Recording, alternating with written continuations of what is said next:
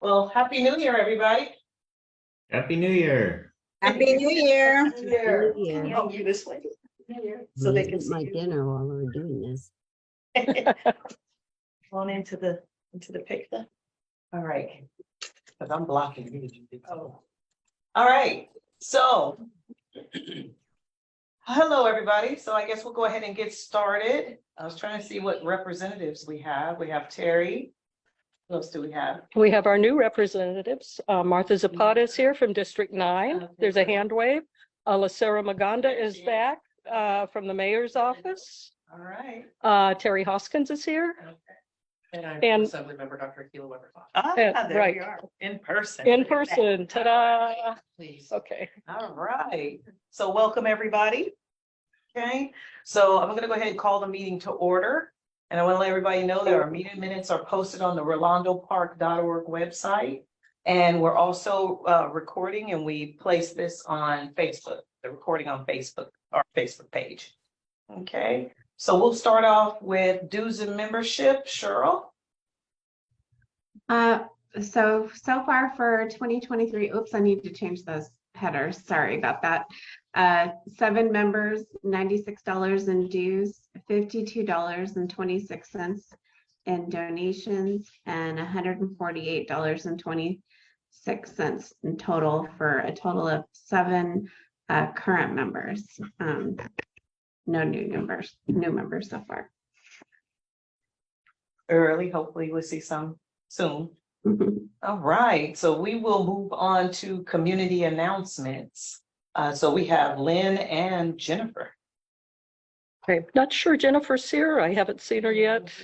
Okay. But I'm, oh, hi. She's there. Didn't see you. Sorry. Okay. I apologize. Yes. Give me a minute.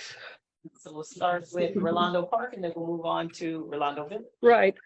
So this month I just have one small announcement, and this is concerning the joint use park. First of all, as many of you know, we've had some issues for the last year with the soccer league, who's been renting the park and sort of overusing the park. And so at the end of October, the board sent a letter of concern to the Director of Parks and Recreation. We outlined the issues we saw, proposed a solution, and he asked to meet with us personally. So at the end of November, the board met with upper management from the park. And I thank Martha Zapata and Lucera Maganda, who weren't technically on board yet, but they did show up for the meeting, and that was great because they knew the background and what happened. So we outlined the issues and the results, The result of it is we got something, what we thought was a fair compromise. This park has 2 fields. And so we asked them to just rent the upper field out to the soccer league and keep the lower field for passive use, which means it can't be rented out. And they agreed to that. And so what we have now is the lower field is for the community only. And that is 7 days a week, whenever school is not in session, holidays, weekends. The lower field is for the community. And you see the schedule for the upper field. They will be running that out to the soccer league again. We will not see a porta potty here again. We should not see goalposts on the field anymore. Their permit specifically says you can't do that. So it's a good compromise, and it's very fair to the community because we now have a dedicated field for the community to use 7 days a week.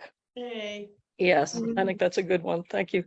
So I do thank Martha and Lucero and all the board members who showed up because they did listen to our concerns. So what's up next is we are working with them. They're going to be, the area manager will be attending the next PTA meeting. And we're looking at how we can get some after-school sports activities started for our own kids here in the community. And to continue on what we've been doing this year, and that's schedule more community events at the park. This last year, we had our ice cream social at the park. We had our annual plant exchange. And we had our first movie in the park in August. So those are the kind of activities we want to continue to do and utilize our park as much as possible. Okay, thanks. All right, so Jennifer, you're up. All right. Hello, good evening, everyone. Thank you for having Redwood Village in the house. Hey. A few things. We've been doing a few cleanups and some artwork, and we would like to thank Rolando Park again for helping us back on November 19th with a really big encampment cleanup on College and Hague. So thank you again for doing that. And we've been doing our own small cleanups, our monument sign that was in November 12th. And then we did another cleanup, and thank you, Lynn, for helping and removing bags of trash for us on December 4th. So we appreciate that. And a few of us, some of my students and I and John were out yesterday on Streamview and College painting some more utility boxes and the flower that's right between Rolando Park and Redwood Village. So we're still working on it. And then Streamview Drive wise, we're still waiting to meet with the city for revised plans in March for phase 1 and phase 2 of the Streamview Drive makeover. And I think that is all I have tonight. Thank you. Okay, thanks, Jennifer. Thanks. All right, so I want to go in to the public comments. So these will be on non-agenda items. So I want to see if there's anyone who has any public comments they'd like to share. I see Eric and Weber video feed. Did we lose? Oh, there you are. Okay, you're muted, so get you off the mute there. Yes, hello. Hi.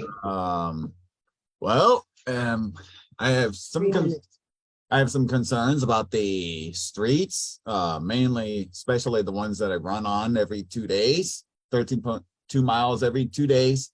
College Grove Drive is a mess, and so is the street in front of Darnell Charter School. The asphalt is broken. It's been broken for the last 4 years plus, with no repair work being done in the last 4 years. Yeah.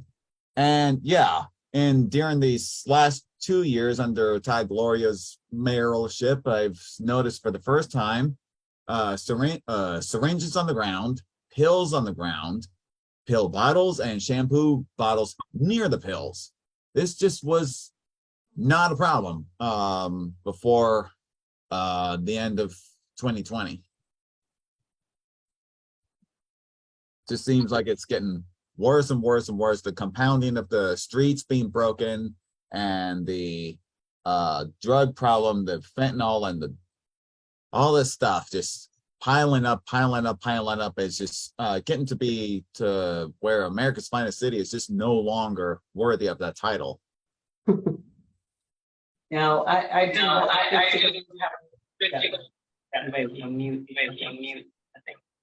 Oh, you need. Oh, you need that. Yep. I'm sorry, there was a lot of chat.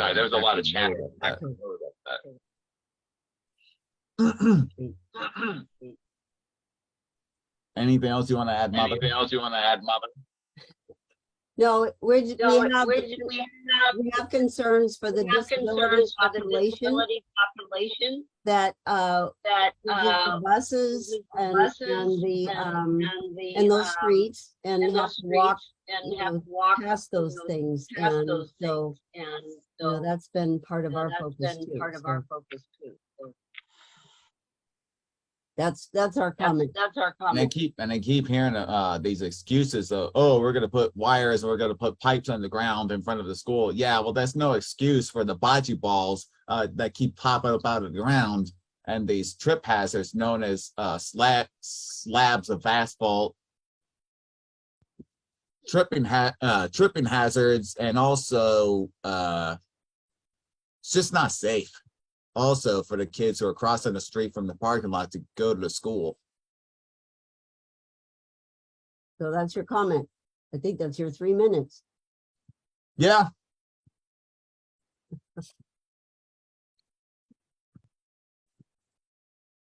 Everybody's muted. May I add something? somebody want to add something? This is Marta Zapata with the Office of Councilmember Hilo Rivera. Yes. Eric, could you please, I'm still getting familiarized with the areas that you're referring. Could you please repeat these streets that you mentioned at the beginning? Thank Darnell you. Charter School, which is comprised of Hughes Street and I believe it's all also Bourne is on the way to Streamview Drive.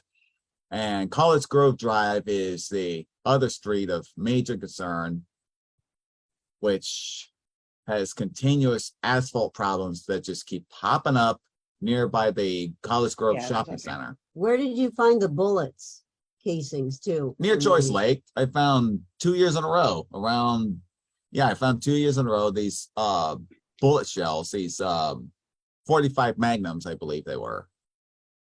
So I want to ask this, Eric, can you hear me now? Yeah. I know it's something we want to do. Have you been taking any pictures or anything of these items and locations?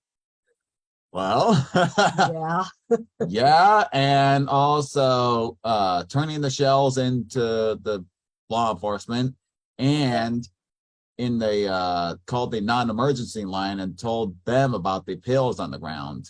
Okay, This just want to make crap sure. And are you did not getting happen. are you getting case until numbers for Tagoya got those? in. Are you getting case numbers for your submissions? They don't. No, They they don't. don't give that. Okay, so that's the one thing we want to do. If you have these situations, you want to make sure that you ask them for a case number for addressing those items so that could be collected for future addressing that these things are piling up and no action being taken.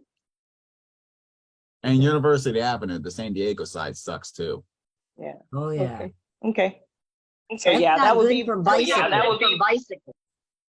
that would be my input as far as that's concerned, and so that we can maybe collect that information and address it.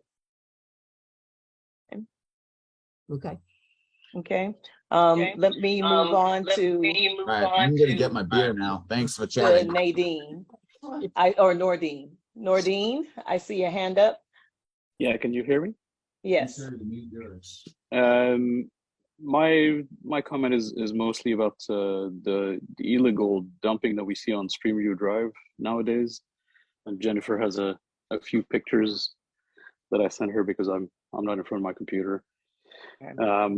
It's been growing slowly but surely. I think recently it's gone to a level that I don't think I remember seeing ever before. It's mattresses and boxes and everything else that are probably larger issues, but Yeah. I see that the representatives are there in the meeting, so I'm not sure what can be done. I know we're trying to clean up. Jennifer and your team has been trying to do the best they can, but if you look at this, all efforts seem to be kind of null and void when folks in these apartments, because these are next to all the apartments, basically move out and dump all their trash on the newly built Streamview project. So I just wanted to bring it up, and it's starting to be very annoying, and I don't know if there is anything we can do. I've put several requests in the to-do app, or whatever the name of the app is again. Get it done app. They get picked up, but in the end, we all pay for the pickups, and it doesn't last a day before something gets dumped. So it's probably time in my mind to address that with the owners of these apartments and to kind of hold them responsible a little bit for things that are basically in front of their apartments, and do something that's a bit more, I wouldn't say mean, but something a bit more worthy of a reaction from them, because this Consequential. has to stop. Yeah. Yeah. Right now we've all been nice and just lived with it, but it's terrible. Okay, so it's something we definitely want to make note of. Again, you said you're submitting get it done's. Yeah, I mean, and I'm not the only one, so I think they disappear very frequently. But it's almost to the point where the owners need to put a container where folks can actually throw their trash in and just pay for the pickup. And Yeah. At least that's one option. I don't know what the representatives can do, but Right. Well, they're here listening, so hopefully they're taking note. Thank you, Nordine. Chris, Riel. Hi. Yeah, I'm having an ongoing issue. I think everyone's been having an issue with the lighting issue along University Avenue, especially along College, University, Rolando, Bonillo, Cartagena. And I put in the cases and get it done. And I heard it'll take about a year or a year and a half to get those lights fixed. So I'm just making sure if there's been a push on that. Along with that, there's always been a homeless encampment in front of the pizza place on Bonillo and University. And they leave, they come back, it gets bigger, it gets smaller, it changes every day. So that's just been an ongoing issue as well. Someone confronted me with a knife, and I said, well, I don't need that. So he ran off. So that's been an issue, and I want that fixed. Okay. Did you file a get it done for the homeless encampment? Yes. Okay. Okay. Thanks, Chris. I don't know why I'm getting an echo. I think it's a mic there and a mic here. Okay. Chris, some of the street lights have been fixed. I turned in a list of 16 street lights to Matt Griffith just before we moved to District 9. And as of today, 6 of those 16 have been fixed, including one on my street that was out for exactly 400 days. It got fixed today. So, so that leaves still there were 10, and 6 of those 10 are on University, and one of those has been out for 2 years now. So I forwarded that list to Martha and Lucero when we move to the new district, and we will follow up with them, and I'll give them the ones that are the most outstanding that have been out for longer than a year. One that's been out for 2 years should be fixed by now, and I'll email you when we find out, or we'll take it up at the next meeting. Regarding the homeless encampment, they are blocking the sidewalk. I noticed that today. So I think that's something where we're going to need some help to get that resolved pretty soon. So anyway, thank you, Chris. And I'll let you know about the street lights. But again, the ones that have been fixed, were within Rolando Park, and on College. Okay, thank you. Thanks. All right. Any more public comments before I move forward? Okay, so to your points of the public comments, some of these things may be something you may want to add to the priority list to, for a list of priorities to manage. Yes. Okay. To manage, something that we can focus on as a project to try to resolve. May need to go further than just to get it done, right? So, okay, if there's no more public comments, I'm going to move on to our community reports. I don't know who made it in first. Our guest right here, our in-person representative. All right. Well, first and foremost, good evening, everybody. My name is Moana. I'm with Assembly Member Dr. Akila Weber's office of the 79th District, of which we are all brand new. So thank you for having us. We've got a lot of things going on already. I just want to talk about a couple of bills that our office got passed and signed by the governor. I will have a list for you because there are quite a few. But we are right now currently working on what our bill package will look like for the 2023 legislative session. We've got AB 1601, which protects call centers, AB 1632, which is the Restroom Access Act, 1636, which is the Patient Protection Act, 1797, which is streamlining schools' ability to verify vaccine records, 2134, which would remove cost barrier to abortion and contraception, and 2185, which standardizes best practices examination. So all of those were signed by Governor Newsom and will go into effect this year. Today at 4 o'clock, Assemblymember Weber was the keynote speaker for the swearing in of Secretary of State, our mother, Dr. Shirley Weber, so that was great. Our office is currently hiring. We are looking for one field rep and a student intern. We also are accepting applications for our Young Legislators program, which is an educational program for high school juniors and seniors. We will probably augment that to include freshmen and sophomore to learn about state legislative processes. In addition, I also want to bring to light, and I brought some flyers for that program. Our office recognized community recognitions, and I brought a list because as we get busier and busier, we tend to forget that something's coming up. So like our very first community recognition, which would be Black History Month, is for the month of February. And so we want to make sure to give the community an opportunity to submit those recognitions to our office. I've got some paperwork there. I will also leave some of my business cards for the folks that showed up today. And I don't know if I can get you to put my contact information in the chat. Yeah. So But outside of that, does anybody have any questions, comments, concerns? I will be your representative out of the office. all right. I would say I see a chat from Cheryl O'Brien, who's a professor at San Diego State in political science, and she wonderful. might have an intern for you. Fabulous. So I will get you connected. Perfect. Yes. Thank you, Cheryl. That's a great opportunity. Right. Well, thank you, Juana. Let's see, who do we have next? Who is next? Okay, so Martha Zapata, our new city council representative. Hi, Martha. You're muted, Martha. All right, is that better? Yeah. All right, thank you. Well, thank you so much for the invite and for having the office at this meeting. We appreciate very much that you decided to join the two meetings, Orlando Park and Redwood Village. This was a gift, my first gift for the community for me. So now I'm in debt. Thank you so much. I'll remember that.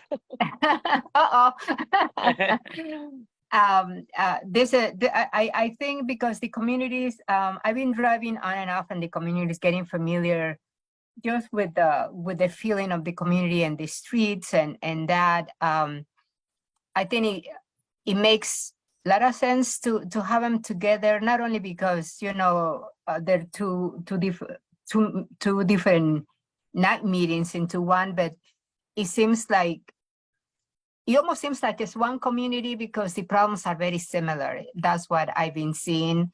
And of course, being the biggest one, it may be different for you as residents, but what I notice is the homelessness, is very visual, and the street lights.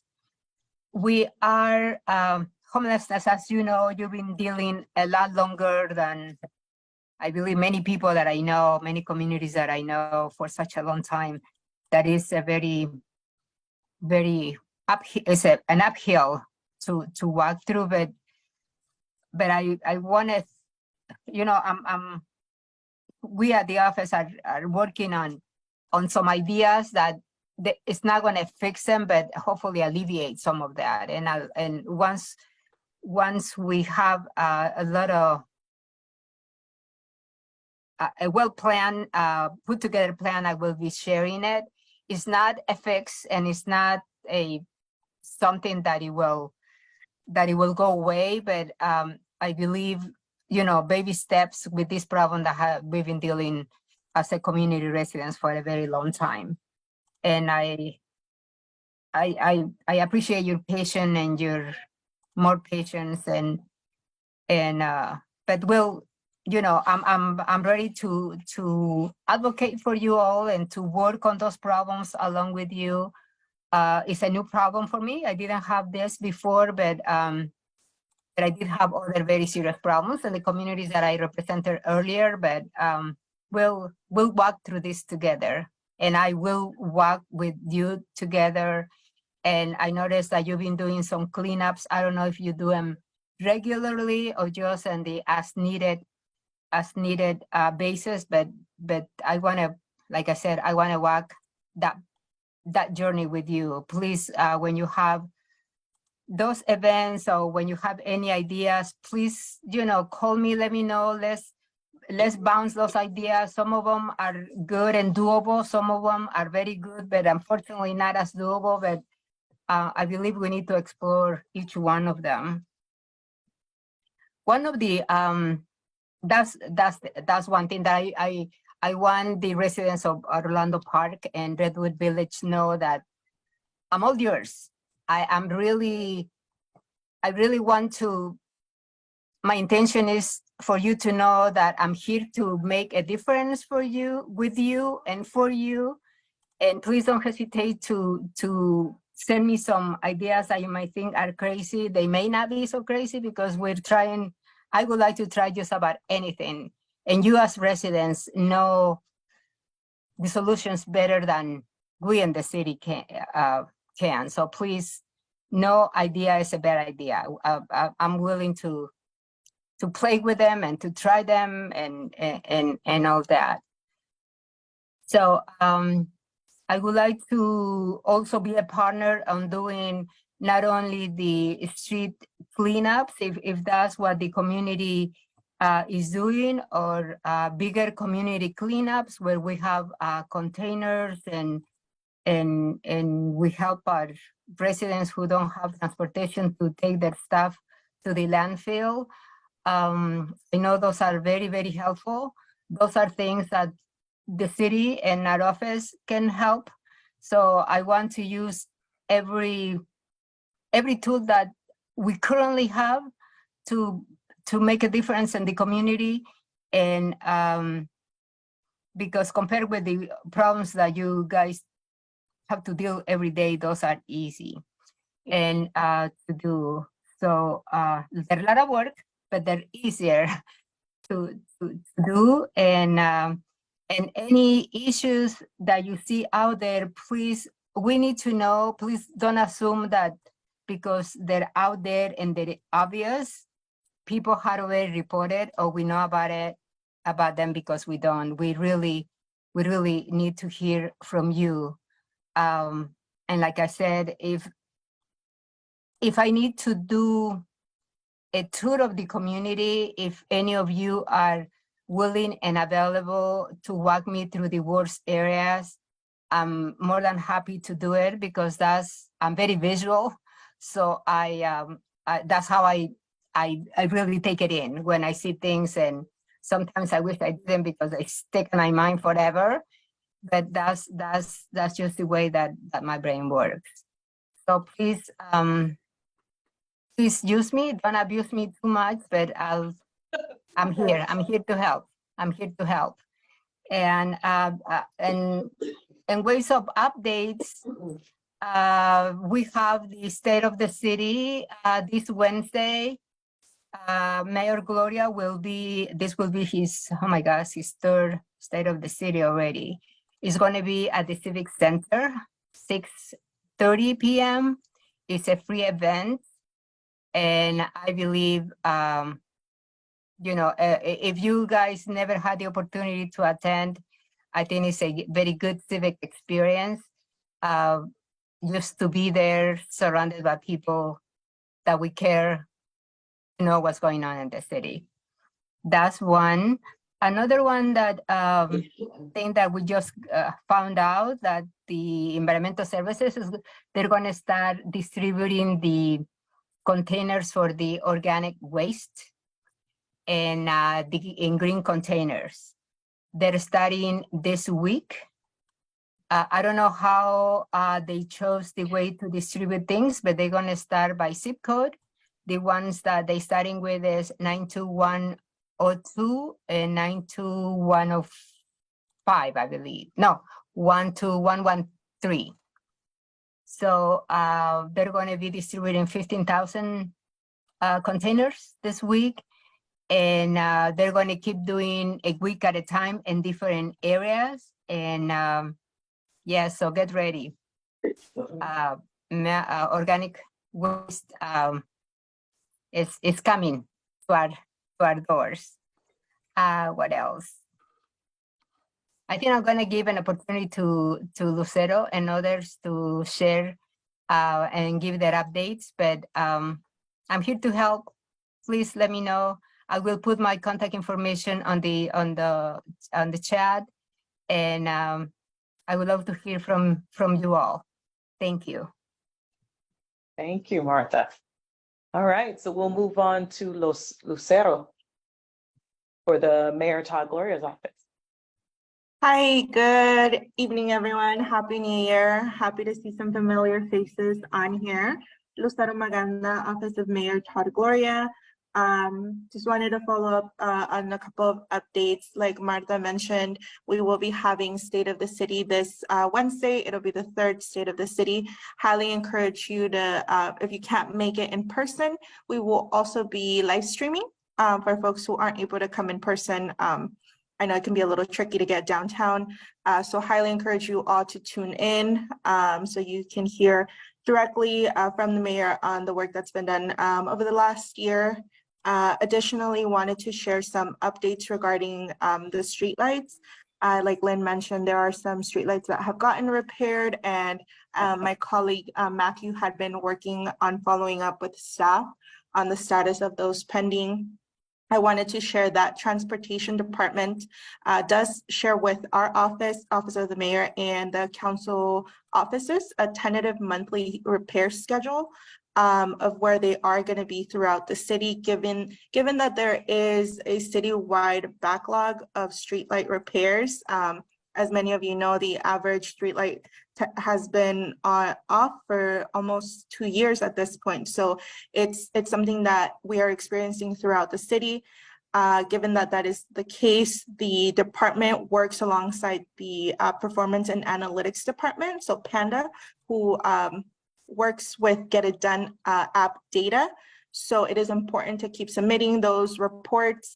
The department then coordinates based on the area that the streetlight is. So given if it's close to a school, if it's a high traffic area, different criteria like that helps them navigate through that backlog and address those repairs faster and more efficiently. So just wanted to let you all know that if you have any other reports that are outstanding beyond those 365 days, please always encourage you to go through your council member's office first, given that they also elevate to the department, or reach out to our office. I will also leave my contact information in the chat. But some good news, given that we want to ensure that the department is addressing the city in an equitable manner, they do tend to rotate between council districts. So for the month of January, they are tentatively conducting repairs in Council District 9.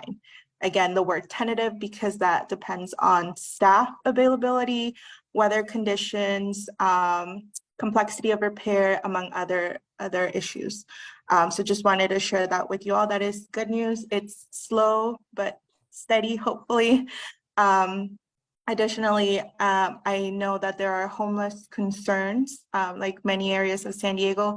Our Homelessness Strategies and Solutions Department does also do coordinated street outreach. They were recently in Council District 9, specifically in Clay Park. So they did do coordinated street outreach in that area. I encourage you all, if you haven't already, to check out their website, Homelessness Strategies and Solutions. You can Google it, but I'll drop the chat, the link in the chat. And in that you can find information about the different areas, again, in the city where they do coordinated outreach and try to connect folks to housing and services so that we can help folks get out of the street and into hopefully accepting shelter and then permanent supportive housing. If there are any questions, happy to answer. And again, I will leave links and my contact information in the chat below. I do have one question. So I particularly have an issue that's across the street from my home. It's in a canyon. But the thing about it, the canyon is not a public canyon. It's a canyon that's actually owned by SDUSD. And so I'm not, I kind of feel like sometimes I don't have the right contact to address that, considering in that instance, they're trespassing. You were mentioning, that there's some outreach, but will they address homelessness on private property? So for like with any city service, we're limited to city property. When it comes to canyons, and this is not just unique to this area, I've seen it across other areas, particularly Kensington. They have a lot of canyon areas. There were a lot of encampments. It's not impossible, but it takes a lot of coordination on from the city side and then also with the private property because we do have to identify like where exactly the lines are and like what belongs to who before we're able to. And just to be completely transparent, canyons are really, really tricky because they're hard to access. They're hard for an outreach worker to get out there. I know PD doesn't necessarily go all the way in there, right? Like the fire department. So it's not impossible, but it does take a lot of coordination, and I'd be happy to follow up on that and see how we can get started on it. It takes a while, but I know that it's something that can be done. It just takes a lot of coordination. It's very complex. Thank you. All right, thank you. All righty. Thank you, Lucera. We're gonna move on to Officer Terry Hoskins. We see you, but we can't. There you go. We can hear you now. Okay, I'm having issues. I've got let me see. Yeah, am I got a ring or anything? No. Okay. You're echoing a little. Okay. Is that better?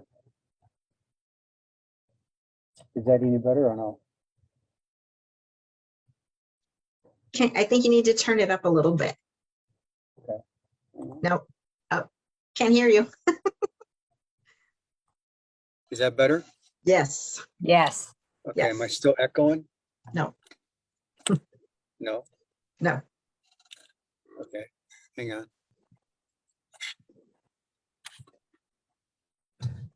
Is that better? I'm just gonna. Yeah, Okay. that's good. That's good. All right, I apologize. I hope that wasn't me. It probably was. Okay, why don't you go to someone else and let me fix myself? Okay, Lane? I muted you. Oh, okay. We're gonna go ahead and move on to Jawad. We'll come back to you, Terry. Oh, thank you, everyone. It's really good to see you, Jawad El-Baghdadi from Congresswoman Sarah Jacobs' office.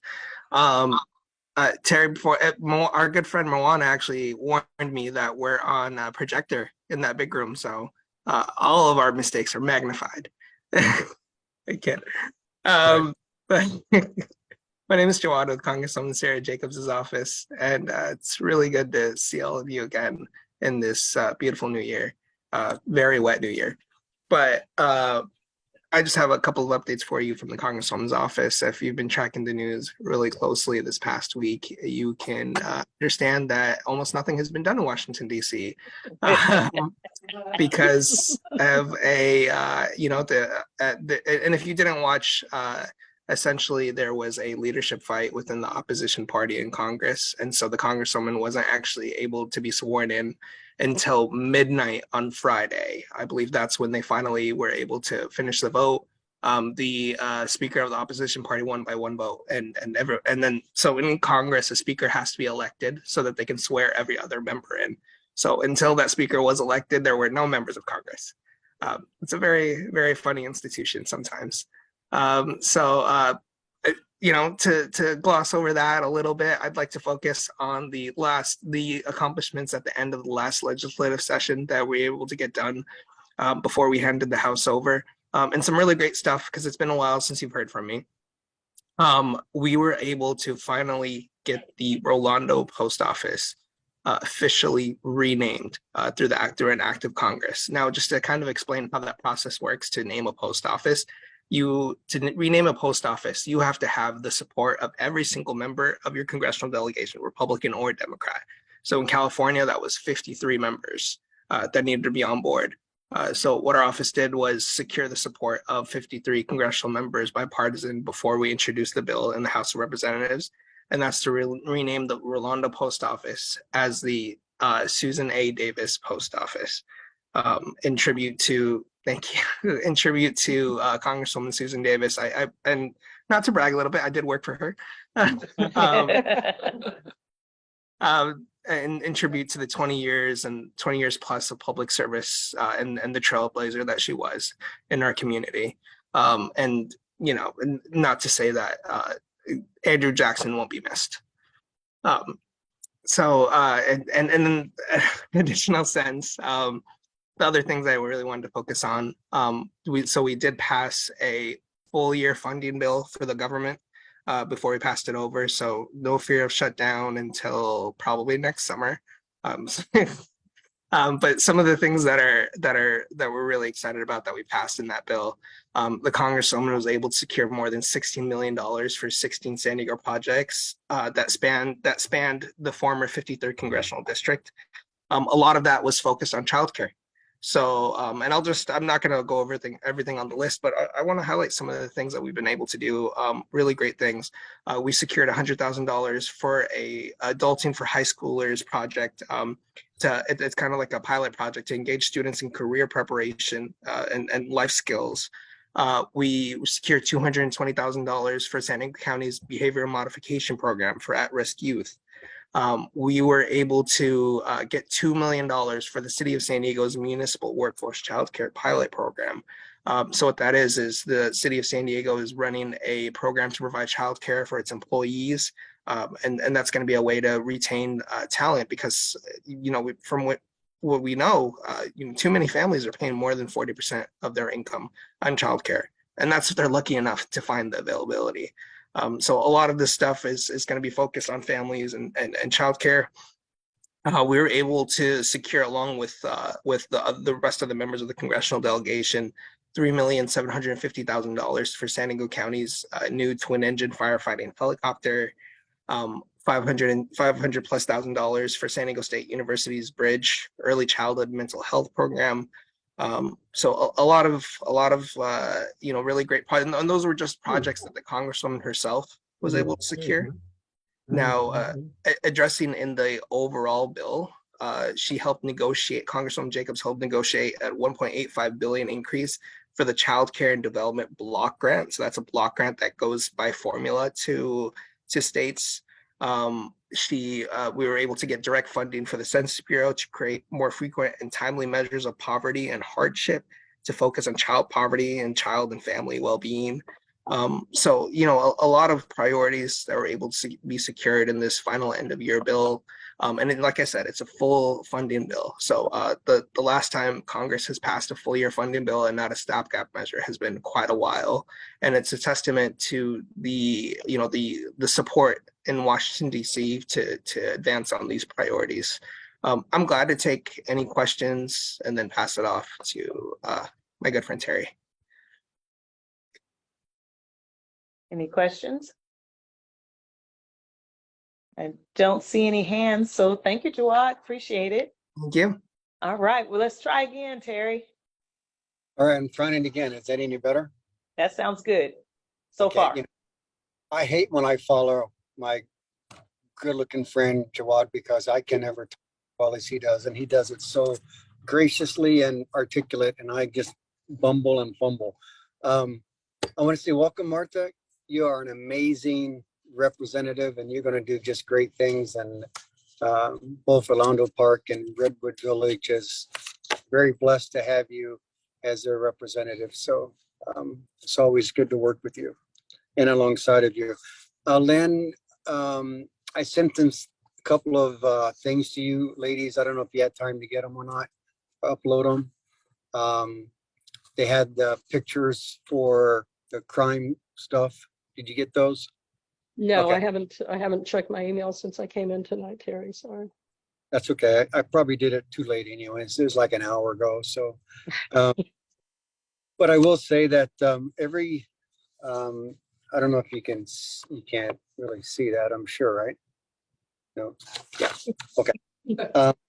So I put up calls for service for both Redwood Village and also Rolando Park. Oddly enough, they had 10 calls for service in each for the past 30 days, which is actually relatively good considering it was over the Christmas period. Meaning we had a lot of people that were on vacation. We had a lot of opportunity for porch pirates and all that kind of stuff, and still we only had, I say only 10's too many, 10 is 10 too many, but we had both communities had 10 each, so I thought that was rather interesting. If you looked at the entire calls for service for the month of December, we'll go Redwood Village first. And of last year, there was 133 calls for service. So police responded 133 times last December, December 2021. This time they responded 142 times. So it was an uptick of about 9, which isn't that much. And then for Rolando Park, in December of 2021, we responded to 143 calls for service. And then this year, well, 12/22, December 2022, we responded to 120 of them. I'm not sure why. A lot of those things, again, didn't really result in anything. It could have been follow-ups. It could have been Neighborhood Police Division doing their things. But either way, it was, I thought that was interesting stats that they were roughly about the same.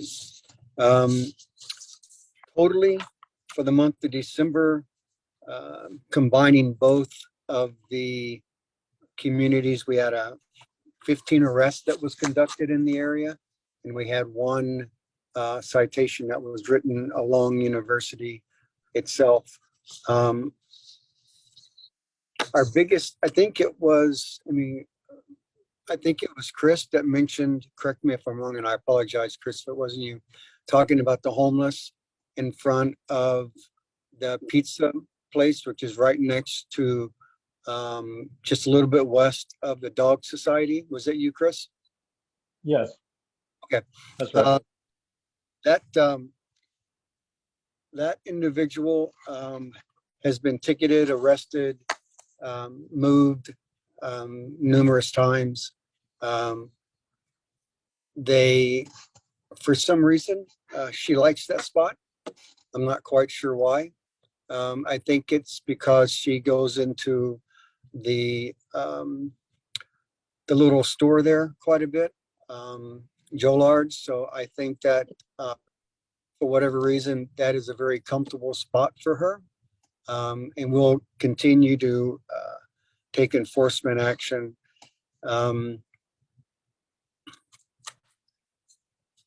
But we have noticed, and we do, and she'll go from there to Rolando Boulevard, and then she'll come back. So we know her well. She's really polite.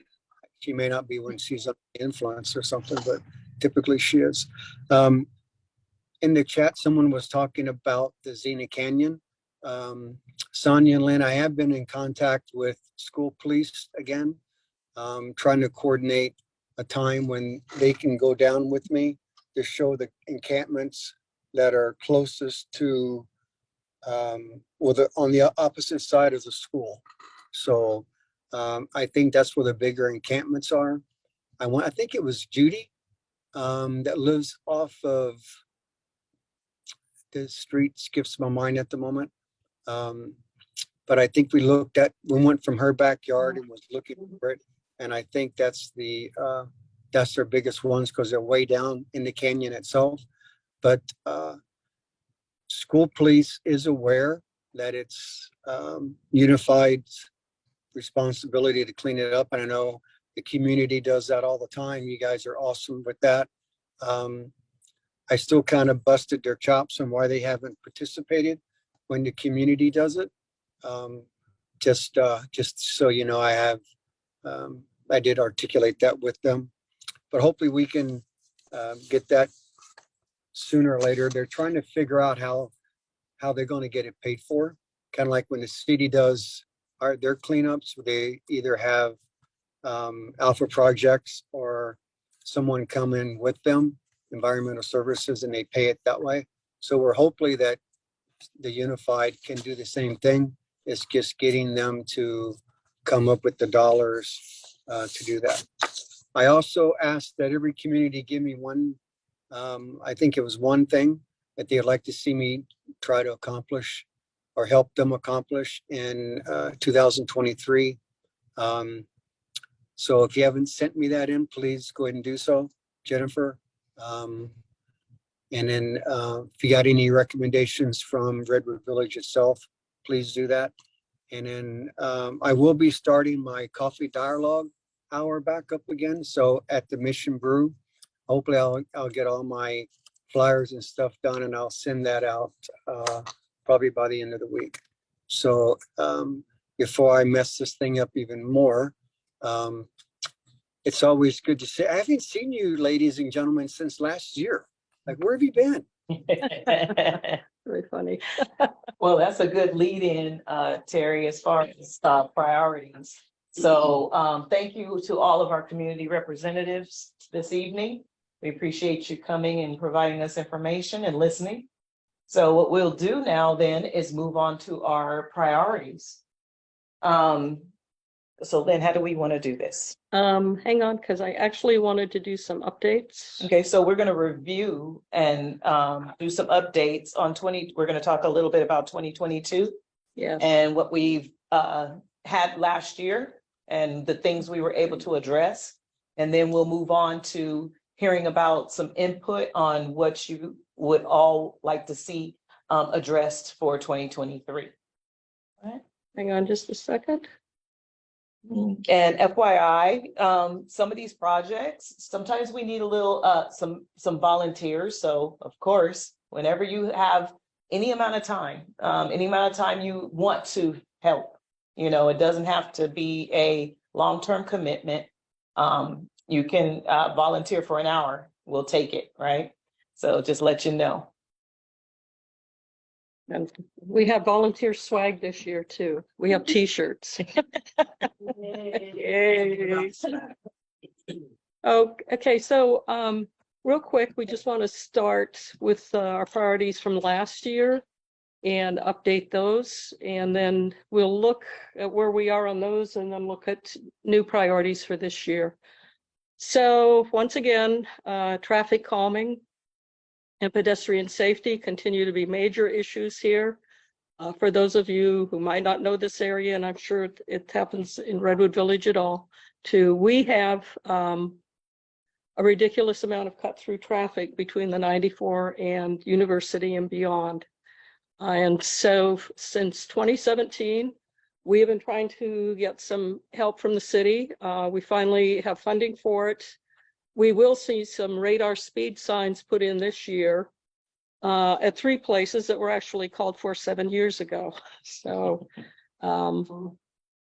the 3 streets where we're going to see it are Rolando Boulevard, Vista Grande between Racine and Celia Vista, and Aragon between Celia Vista and University. The funding was secured last year. Traffic engineering has already reached out to the property owners about this and signed off on it, and they submitted everything to Streets Division in September. And right now we are waiting on Streets Division, who are apparently quite backlogged, But those signs should be in, we hope this year, but sometime soon. So that's where we are on that. Our second priority last year, and Kara West took the lead on this, and our initial plan was to try and partner with Redwood Village. And Kara went out, she made contact with the SDG&E program. And our initial thought was that maybe we could get 500 trees between the two communities so we could do a big group and jump to the top of the priority list with SDG&E. And unfortunately, neither Rolando Park or Redwood Village are priorities with SDG&E or the city per se. And the reason is very clear when you look at, the climate equity index for the city. If you look down here, Rolando Park, Redwood Village, we're in the high range of trees. And yeah, we think we need more trees, but we don't need as many trees as other areas of San Diego warrant. If you look, Oak Park, sections of Oak Park, many communities in District 4, they're going to be much higher on the priority list than we are. So we don't see a way forward where we can do a big project and get 500 trees. It's just not going to work that way for us. So what we are saying, though, is you can get a single tree through the City of San Diego's free tree program. Those have to go in the space between the street and the sidewalk. Or if you're really ambitious, you can get 10 trees, including up to 5 fruit trees through SDG&E's free tree program. Both of these will take you somewhere between 6 months to a year, but they're free trees. So we'll have this information up on our website, but we want to encourage people to take advantage of these programs. You do have to sign a contract and agree to water them for the first 3 years. But it's a great program, and those are small ways we can move forward with that. Now, some other things we've been doing, we put in a request to our area park and rec manager for this area, and we asked to get some more trees on the upper field of the joint use park. Right now, there's 5 trees at the south end of the park, and they could easily add 16 more trees to the upper level. It's just barren up there. So we did put in a request. He is talking to someone at the in the plant division to see if we can move forward with that. The other thing that's happened this year is that Kara, myself, and John Hogan from Redwood Village met with Bob Scott from Rolando and Naveed Harris from District 9. And we looked at University from 54th to Aragon, particularly from College to Aragon, which is barren. And we submitted a proposal through our local planning group, Eastern Area Communities, to District 9 to look at adding more trees to University Avenue. One of the reasons why we're suggesting that this could be done now is because the bikeway project's been postponed. And part of the reason it's been postponed is that the street, University Avenue, is going to have to be completely resurfaced before the bikeway can be completed. So why not use this opportunity to plant trees on University Avenue? So that's a request that we put in. Now on to the bad part of the updates. People did ask last year about traffic circles and roundabouts. I talked to our local traffic engineer. I'm going to put the criteria that she provided to us. We don't have any streets in Rolando Park that meet the criteria for circles or roundabouts. Either the streets where we think we see a lot of speed, yeah, we do see speeding, but we don't have the high enough volume, or we have problems with grading because of the street, or the street isn't long enough to put a traffic circle or roundabout in. So unfortunately, that isn't going to happen at this time. People also asked last year about doing a mural on the 94 freeway underpass. We still think it's a great idea. We have not been able to get a response from the point of contact with Caltrans. So I asked Assemblymember Weber's office, Chevelle Tate, because I know Chevelle, and Chevelle knows lots of people at Caltrans. And Chevelle has actually reached out 4 times now without getting any response as well. So we're going to talk about this tonight, but we should decide if we still want to pursue this as a priority, because murals that fall on Caltrans property cannot include any text, and we can't use our logo. So that sort of defeats what we initially wanted to do, which was a Welcome to Rolando Park mural, because we can't say that we're Rolando Park. So we'll talk about it tonight. I don't know if that's really going to be a priority or not. Let's see. Oops. And last, we're looking at the monument sign at the Pocket Park. That's College and College Grove. We've identified a grant thanks to our county rep. It's called the Neighborhood Reinvestment Program. I believe that Redwood Village used this program several years ago to put their monument sign in. But we are waiting to hear back from the city of San Diego, from the Real Estate Assets Division. They own that little pocket park. And frankly, we want them to improve that before we put a monument sign in. I did get the person's contact name from Matt Griffith. I'll be asking Lucera and Martha to help us follow up maybe. We want to have a dialogue with them, because if there's funding that we can get through a neighborhood reinvestment program to do the landscaping that should be done there, then yeah, we'd like to talk to them before we put the sign in.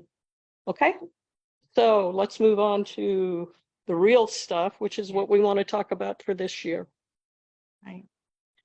So then what we want to do, how do we want to do this? Do we want to verbally do it right now, or? I'm going to open up a Word document and I'm going to capture stuff as people bring it up. Okay. And then we'll talk about it tomorrow. So what we're going to do is we want to start with people. Go ahead and raise your hand if you have some priorities you'd like to address.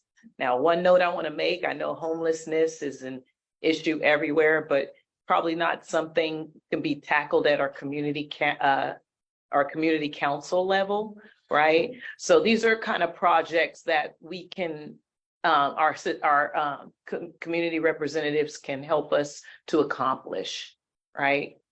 Such as what you've noticed here, such as street signs, or even to the Rolando Village was mentioning, Redwood Village was mentioning, you know, the apartment complex, people moving out. That's something we can try to tackle, right? So those are some examples of some things that we think we want to put out, you know, that we're asking for you to put out there, so we can prioritize, get a vote of priority from the community as to what they'd like to see done first, second, or whatever. So one note I want to make is, you know, we collect all the priorities. They get voted on as far as which ones we can address. And then if we're able to address other ones, we will try to, if we'll do as many of them as we can within the year, right? So just because it wasn't top of the list doesn't mean we won't have an opportunity necessarily to address it, okay? All right, so I don't see any hands yet. Anybody out there have some ideas of what they'd like to see or address in the neighborhoods? Guys making it too easy for us. Come on. Gotta be something. I have an idea. Okay. I really like doing the cleanups because I hate seeing trash everywhere. So what if we scheduled like a regular cleanup, but we did it in different spots, maybe once a month or every 6 weeks, or whatever you guys think is a good period of time? Mm-hmm. Okay. I agree. And I've been thinking about that because I've been thinking about how you showed up at a Rolando Park cleanup and we showed up at Redwood Village. But those are projects awesome. that our two communities can work on together. University Avenue, College. College is a mess. Yeah. And we might even try and shame our neighbors in Rolando and El Cerrito to come down and help us a little bit. I'm all for that. Trash shaming. So to your point, you say college is a mess. Now that I think about it, that's It's a mess. one, Both sides. particularly between university up to Billman. Yes. Maybe we both need to sides. kind of figure out a way that we can get that cleaned up. It's probably not something we could do ourselves because of having to block off the road and everything, but we can address it. We did it. Sorry. From Billman to university. I'm No, talking we're- about from we're- Billman to We're university. talking about Billman to University. I'm talking about Billman to university. That way, and we used to do the other way. Yeah, because that one's there's no sidewalk on Billman to university. Oh. Yeah. Very close side. Yeah, Well, the- yeah, but that's the one thing, is too dangerous. It's just 2 lanes of highway. Yeah. So, but yeah, that's something we can look at, is cleanups and what areas we can address. Okay, because I actually got trash pickers as a Christmas gift from my from my nephew, because he knows I like to go pick up trash. So I got My kind of girl. There you go. All right. That's a great, yeah, I would like to see us do more cleanups, just to a little pride of community pride Right. for both of Yeah. us along college and university. Yeah, once a month and once every 6 weeks, like I said, just a regular thing. And Mhm. so we keep it up. I think that'd be nice. Okay. Definitely. So yeah, so when we figure out how we're going to manage that, yeah, I see Lucero, for example, Martha said she'd like to be a part of it. So we will definitely do a blast when we do have these cleanups. Okay. Elected officials like competition. There you go. Right. There you go. Good one. Okay, Yeah. anything else anybody can think of that they'd like to see us So address?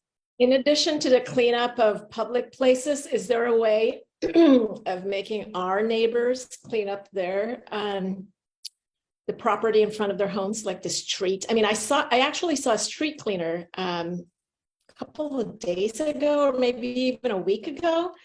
And I was just so impressed that we actually have a street cleaner. But, I mean, I don't know if we can do something where the neighbors can pick up the trash in front of their homes once a month or on a weekly basis or something. I mean, maybe some people don't see the trash, but I mean, I see it because I'm walking my dog every day, twice a day. So, I mean, I don't know if we can tell the owners to do that, but I mean, it is pretty unsightly if you're walking and driving and seeing all the Maya, I think that is a great idea. I know we starting something in one of the communities that I represent, because for some reason, I don't know why trash is such a problem in our communities, but it's there. So what we do, we pick a day, 1 day a month or every 2 months. We wear our community t-shirts because it's a way to identify ourselves and not just any stranger from the street. We go and we call a campaign just to put a title to the conversation, and we knock on people's doors and we tell them we're your neighbors, we live in such and such a street, and we're trying to clean up our community, and we're inviting you to clean up the front of your street. We do this once a month on these Saturdays from 9 to 11. We clean and we go home and we feel better. And we ask them in a very non-intrusive way. We're not telling them what to do. We're inviting them to join us on this campaign that we have, for 2023, or, we kind of make it in a tone that is friendly, that is inviting. And some people actually, they take us on it because they see us walking and we come familiar faces because they see us, we tell them we're going to be on this Saturday on this street.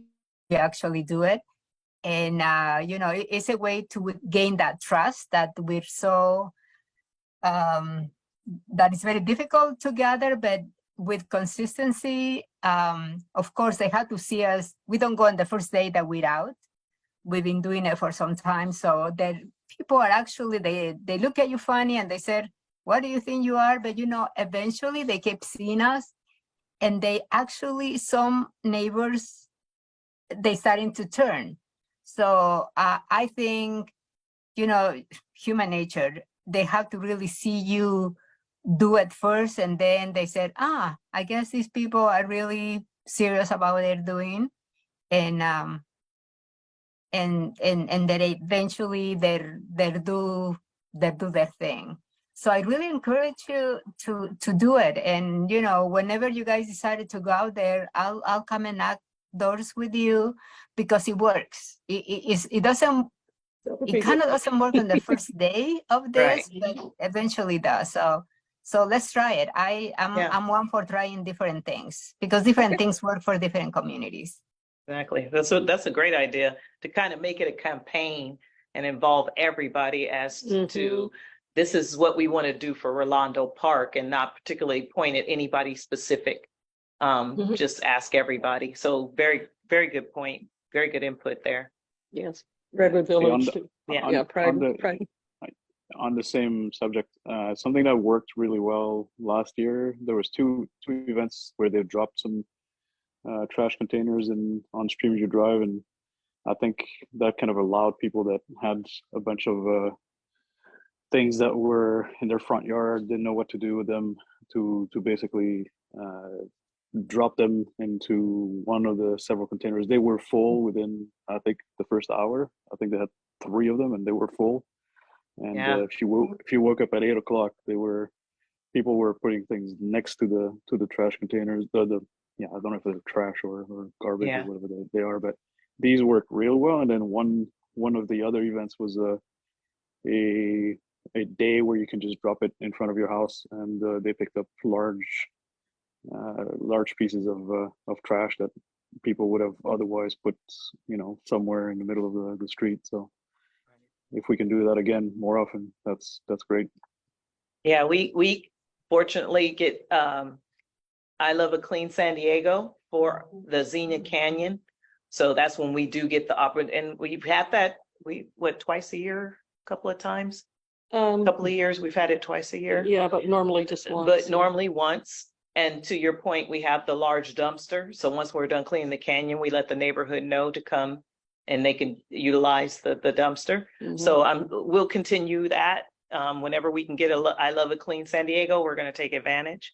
But great idea into looking into seeing how we can get it where people can leave them at the curb and it gets picked up. That's something we'd have to look into, but that's a good idea. I see Terry, you had an input there. Yes, I do actually. One of the things that has worked well in other communities is the community itself identified one property owner that maybe is going through a bad situation, bad timing, elderly, handicapped, disabled or something. And the community got together and did like a beautification project of the actual location. Very similar to what you talked about is doing cleanups, except, we removed fences, we painted fences, we've done all sorts of things before it.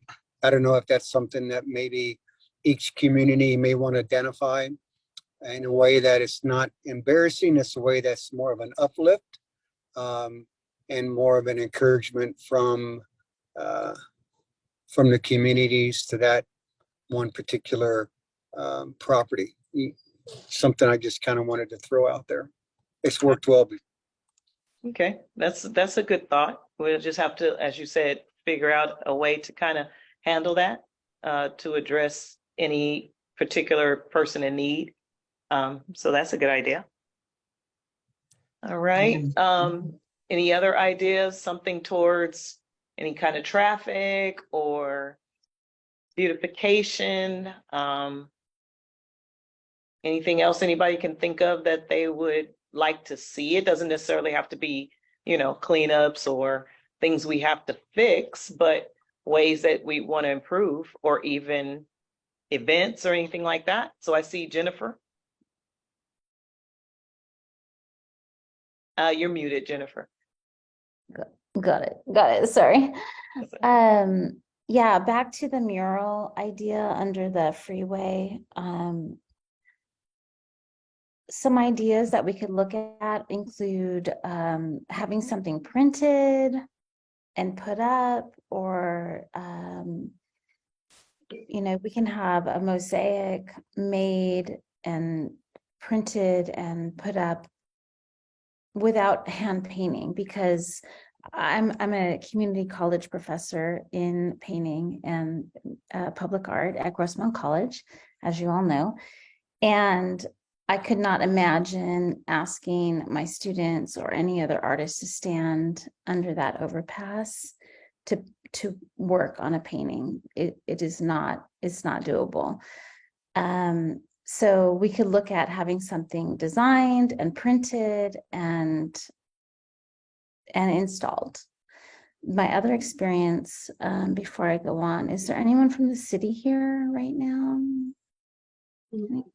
Lucera and Martha are both here. Okay, still. Okay, thank you for being here.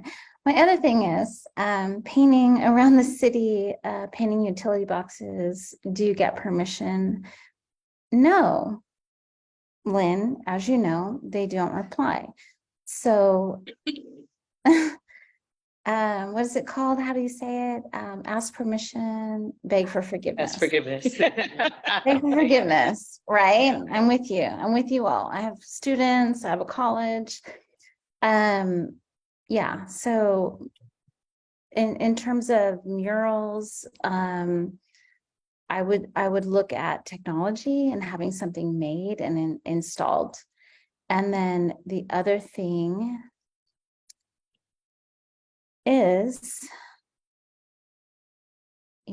we have students that want to volunteer and they want the experience, but they can't be on the edge of an overpass like that. So that is something that, I don't think we can paint in that lane, to put it kindly.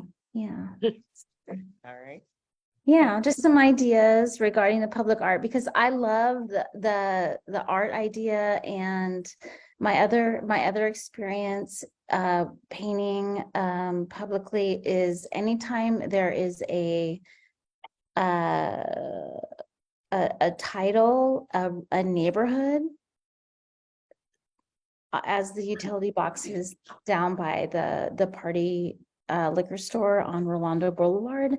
If it says Rolando Park, if it says any kind of neighborhood, it's going to get tagged. Okay. So well, considering we can't do it anyway, so we'll keep that in consideration. What we can do now is, if I don't see too many more hands. Anybody have anything else? One quick one. I don't have my hand up, but and that's probably for Dr. Hoskins. But anything we can do about fireworks? Should we all get some, or it doesn't seem to be illegal anymore? So my dog is going crazy almost every day now. So yeah. But I don't know if I would consider getting one and having a big fireworks shoot off. That by the time people report it and by the time we show up, it's over. So it's legal? No, it's not. Of course. There has been a couple of times where we've been lucky and community members know exactly what location it's coming from. Yeah. But that's going to have to be where the neighbors adjacent to that property says, yeah, Terry next door is the one that's doing the fireworks. Something maybe you can put on a next door to your community and just say, hey, if someone knows who's doing this, just shoot me a message. I just want to talk with them. And then instead of you talking to them, we will. But that's, again, it's just so difficult to really figure out who's doing it. And the people that know probably won't never tell us. And, you know, it's just difficult. I think I see Sandy's. Okay. Yeah, All I'm right. the neighborhood person that complains about the fireworks because they set them off and the debris comes on my roof. Right, right. But when they have the police helicopters cruising around, of course they can see, you know, that down on 58th and near the shopping center, there's a hillside, and that's where they're shooting off those commercial grade fireworks. But when those helicopters are going over, you know, it magically stops that. Right. Yeah. Well, that was Well, part of good on New Year's Eve. Yeah. So that's going to be dependent upon the availability of the helicopters itself. Yep. And keep in mind, they're wearing infrared goggles when they're flying. So anything like that that shoots light blinds them. So it's not really good for them to, it's called a whiteout, really is what it is. But that's not necessarily good for them to be seeing all that light and stuff. So, I mean, they do good with it, but still, good idea. Well, I don't know if I answered your question. So I went to, before we get off track, we're looking at priorities. Anybody have any, before we move on to anything else, do we have any more priorities? Martha, you have a priority that you'd like to address with us here? I wanted to ask Jennifer if the utility boxes are, you know, belong to either San Diego Gas and Electric or the AT&T. Have we reached out to them and asked for permission? You have, and they said no, or they didn't respond? They don't respond. Okay, they don't respond. I did get a response, but they said, well, that box is scheduled for removal. So no, you can't paint it in the meantime. Oh, that would be a reason to paint it. I believe Jennifer and I will be having a conversation about that pretty soon. Okay, okay, I'll reach out from the office just as an inquiry and see what they say. I know it has been done in like Balboa Park and some areas of Barrio Logan. So I'll see what they can share with the office, and I'll let you ladies know. Thank you. Okay, sounds great. Thank you. All right. Anything else? Well, if anybody comes up with priorities, just kind of like even after the meeting, you can email us and we can add it to the list. And then at next month's meeting, we can talk about any kind of suggestions we have. So far, cleanup, what else? What do we have so far, Lynn? Well, we're looking at doing regular cleanups like every 4 to 6 weeks. And we'll be doing that like on a joint community kind of thing, I think. And cleanups within the community. We might like a pride of ownership or pride of community kind of approach to it. Get our streets cleaned up a little bit. I think I like Jennifer's idea that we might still want to pursue some kind of art on the underpass. And we're still pursuing the monument sign at College Park and College. So I don't hear anything else. This might be the first year in 7 years no one's brought up traffic. Right, exactly. I'm sort of like, what? It's usually that. And just an FYI, there was a point where, you know, we were trying to get us, working towards the sidewalk that goes from that kind of the underpass, the exit on College, next to Walmart, all the way to College Grove Way.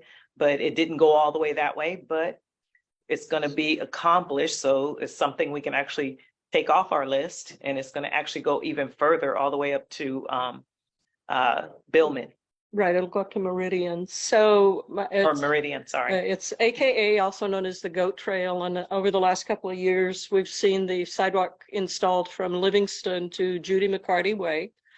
Originally, it was supposed to go to Meridian, and the city dropped it, and our planning group made it a priority again last year. It's in design. I think construction is supposed to start in 2025, but that will be a complete sidewalk from the 94 up to Billman. And so I don't know if you noticed that over the summer, MTS put in a bus stop too, right there at the Pocket Park. And I think there's enough foot traffic now that having a real sidewalk all the way down College is viable. So if we get this done, then we'll look at how we can get it from Billman down to University, I think. Yes. But it took 10 years to get this far, folks. So that's just some things we were cities. talking about to make that a little more walkable. It's kind of dangerous for people trying to walk, you know, to get to these different bus stops. There's not really a pedestrian friendly way to get down to University from up at Billman College, Billman area. So it's something we'll continue to address, you know, as a larger project. Anything else anybody has for us today, this evening? I would like to second Terry's suggestion of identifying someone in each community and possibly doing like a facelift for their home. We did do that in Redwood Village some years ago, and it was kind of amazing. It was an elderly woman living alone. She really couldn't do much for herself anymore. And so we just kind of cleaned up the front yard and painted for her. Yep. And anyway, let's put that on the list too. Okay. All right.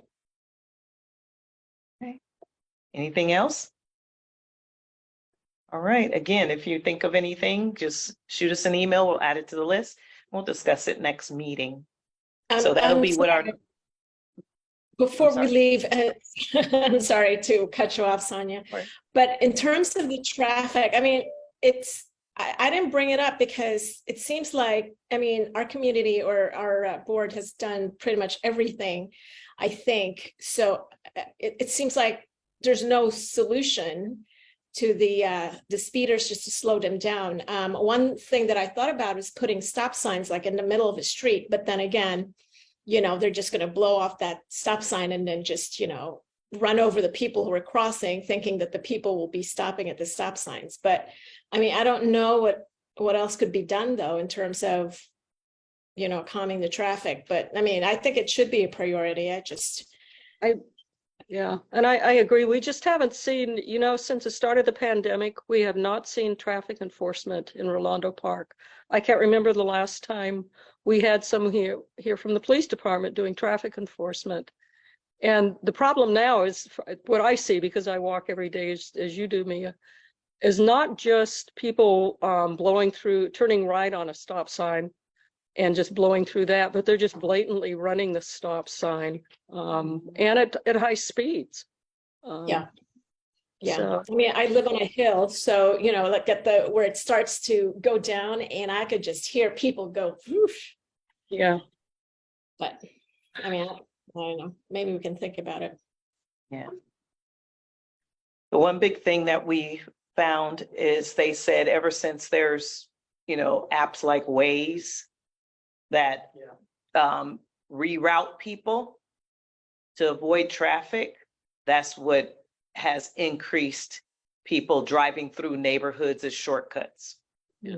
So with College Avenue being so busy at sometimes, as many know, it could be backed up from Billman all the way to College Grove Way, all the way on to, you know, Federal. It could be backed up there.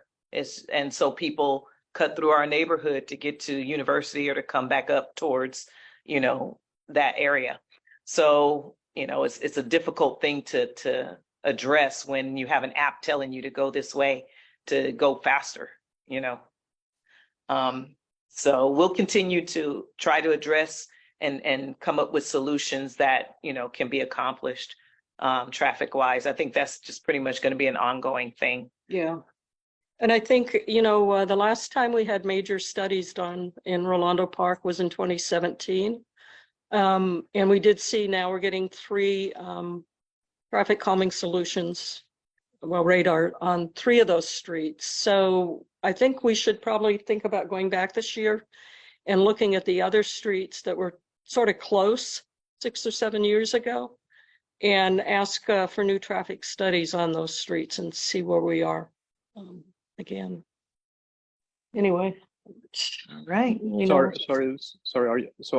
you seeing incidents, or I mean, when you talk about traffic and speed, is it because you have had accidents and data to say that there is actually an issue, or is it just you feel they're going fast? Well, we want to try to catch it before we have any major incidences.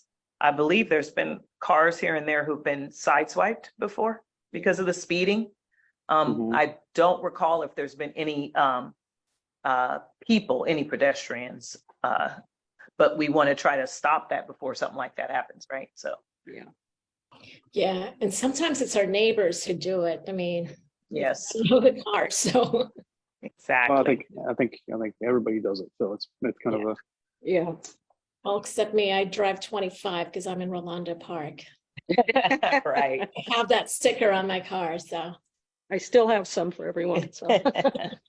All right. Well, I want to wrap it up. We're a little over, and we appreciate everyone coming in, providing their input. As I said, if you have any more input, don't hesitate to email us. Next month, our meeting will be addressing the priorities. And do we have anything else with that? I have to check. And so take a look at our website to see what to expect in our next meeting. We hope to see you next month. You guys have a great evening.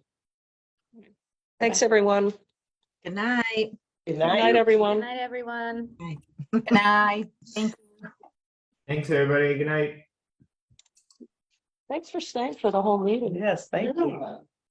I did just tell Chevelle, I said, listen, people can just pop in on Zoom, pop out. It's Right. okay. Exactly. Yeah, well, You're like, yes, thank you I for will be coming. Good. Okay. So I won't be able to, I mean, as I stated, we are looking for people in the office, so we're short staffed. Right. But I wanted to make sure that